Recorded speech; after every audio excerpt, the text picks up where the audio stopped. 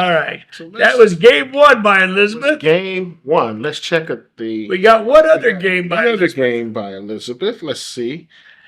I started following her about a year and a half ago when your good buddy Lauren Rogers kept sending me games of hers. So I got to follow a lot of her games for the last couple of years. She's just a nice tactician, that's for sure. And so we'll get to see one more of her games in action. Okay, let's see. Let's see.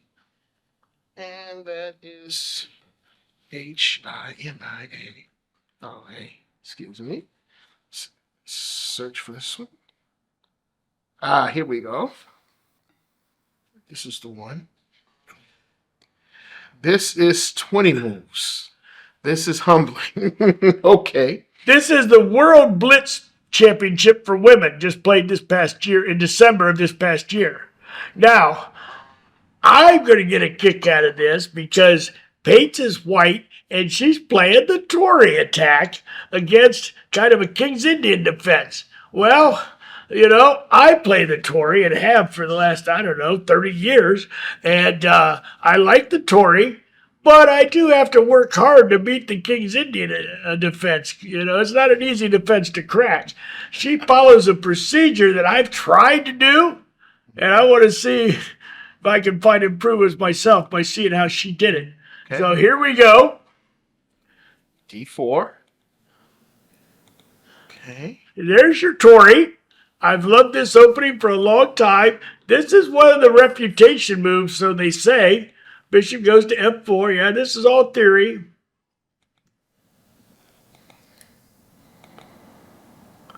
Now, yes, Master Diver, question here. Usually they say we wouldn't want to develop a queen too early. Yeah. This is like move 6. Would you caution against that? Or no, not at this stage. That's a very normal development because, one, you traded off their advanced knight. Keep in mind, they took 1, 2, 3 moves to take our knight that moved once. Okay, so now we did move our bishop back, so we still get a temple. But the other thing is, the queen has no spot on D1 to do anything. This is a nice square. It's not out in the open, easy to attack, and more importantly, it backs up the bishop, so it's ready to come to H6 in case black wants to castle. Oh. That's the value of that, being behind the bishop, ready to go to H6. So the queen is perfectly happy to be on D2 in this position. This is not a premature development of the queen. Got you. Okay. Now, this is interesting. This is an interesting moment because white has the opportunity to get rid of that kingside bishop right now if they want to.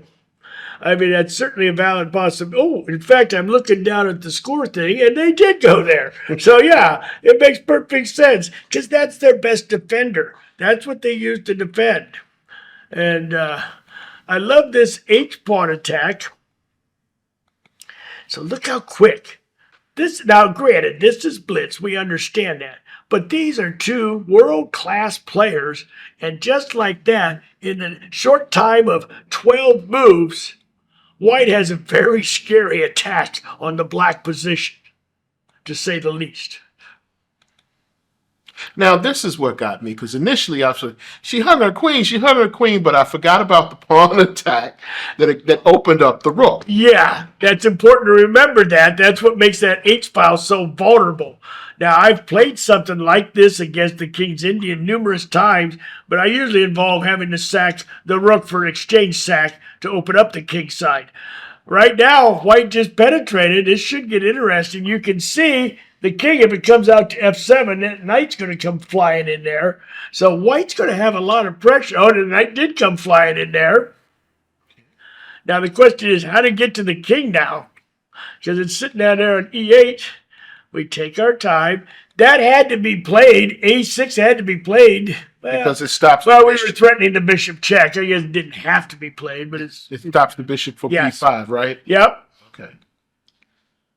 So, you look at this and you say to yourself, what's the material?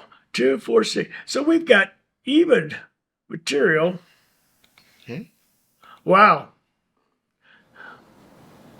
So Elizabeth sacked the piece to get to this. And look at that. I forgot about that rook over there on h8. Don't forget that. And she never even castled. Black castle. Yeah, white never castled. White used that open H file to maximum value. The other key was that knight on E5. That's a beast sitting there. If you get a knight on E5, the game almost falls into your hands. It was brilliant, though. She just went ahead and sacked the bishop on G6. That opened up the lines to the king on the white squares there. A pretty basic attack structure once you opened the H file and got rid of the defensive black squared bishop. Nonetheless, to do this in 20 moves against another world-class player, you gotta say, very impressive. Indeed. So if she drops, the queen falls.